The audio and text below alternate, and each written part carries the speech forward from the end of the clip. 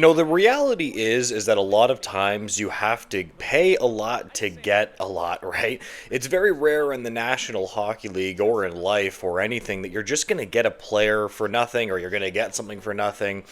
And it's interesting when we talk about the centers that are available. Very few of them. We got Marco Rossi, we got Mason McTavish.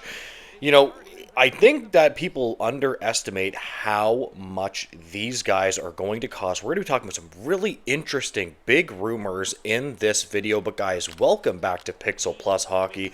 If you can make sure to hit that subscribe button, it would be so greatly appreciated. And thank you so much to those that are already supporting me as well.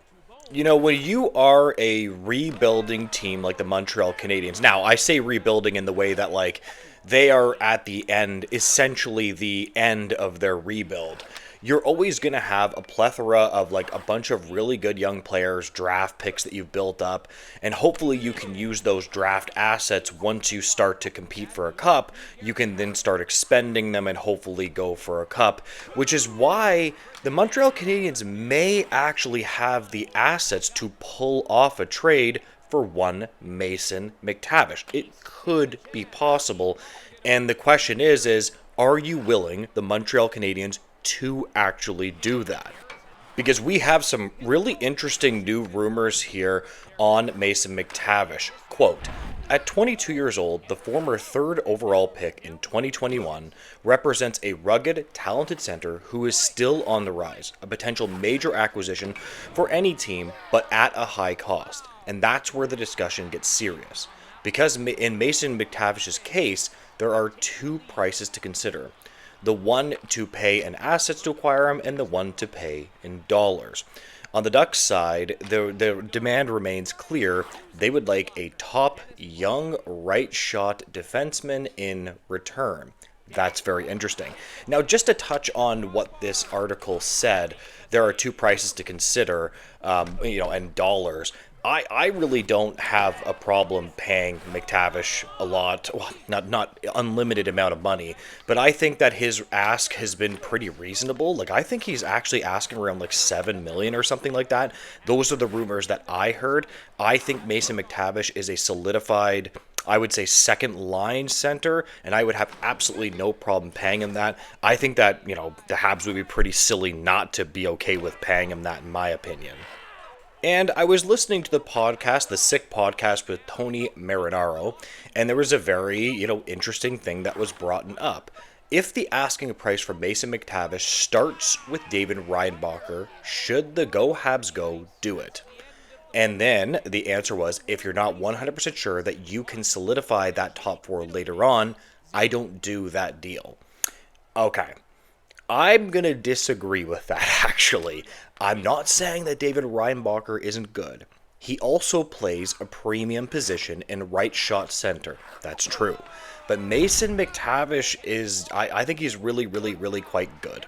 And I think that this would make the Habs much better, and I do think that they can survive without the player. Trust me, I'm not saying they're not giving up anything. I like Reinbacher as well, although we haven't seen him play too much, but it is certainly not nothing to give up. I totally understand that. And here we have another interesting quote. Reinbacher, the fifth overall pick in 2023, is seen by the Montreal organization as a long-term defensive pillar. Sacrificing him for a forward as promising as he may be would be a bold, if not risky, decision for Kent Hughes, close quote. Yes, again, absolutely. Like, you could get burned by this. But like I said, I've said this over and over and over again about the Montreal Canadiens, is that I want them to be aggressive. I think they have the assets to be aggressive. I think that they are a good drafting organization. I'm not saying that you're going to replace a player like Reinbacher right away, but I think that they have the ability to draft a player like that down the road, especially with a lot of the assets, that they have. I just don't think it's impossible, in my opinion. But either way, I want you guys to tell me exactly what you think. Do you think that is fair? I'm probably going to get burned pretty hard for this. I think most Habs fans are going to probably say absolutely not. But I want to know what you think on this. I'm very, very interested. Now, shifting gears away from this, I was listening to this Sick Podcast with Stu Cowan on it. And he said something really, really interesting to me. He said that, quote, "I think Nick Suzuki is going to become a 100-point player this season." That was pretty surprising to me. I think very highly of Nick Suzuki, and even I'm not 100% sure about that. Nick Suzuki is excellent. 200-foot game. He scores at a point per game pace. Not only that, but Nick Suzuki's contract is, I mean, frankly, it's unbelievable.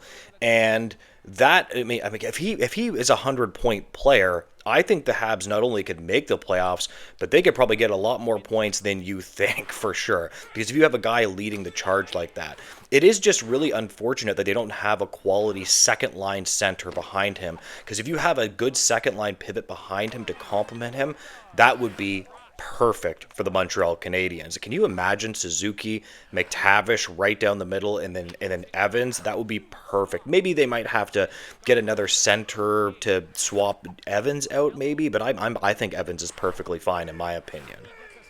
My prediction for Nick Suzuki this year would be that I think he's going to score at a point per game pace. Like when they got him from the Vegas Golden Knights, that was where my prediction was for Suzuki. Like, I think when they pulled that trade off, I was like, this is a great trade for the future of that organization, and he is going to be a point per game center, 200-foot center for the rest of his NHL career. Honestly, all in all, guys, I just want the Montreal Canadiens to solve this issue before next season. Like, I just don't want them to have a clear void and weakness, right? That's where I'm at. Like, yes, they can do patchwork with it. Yes, they can put Doc in there. You might be able to do something like that. But I just view this as just something that should be solved, especially with all of the assets that Montreal Canadiens do have. But anyways, guys, I am going to leave this video here. If you can make sure to like, comment, and subscribe, I would greatly appreciate it, guys. And make sure to have a great day. Goodbye, guys.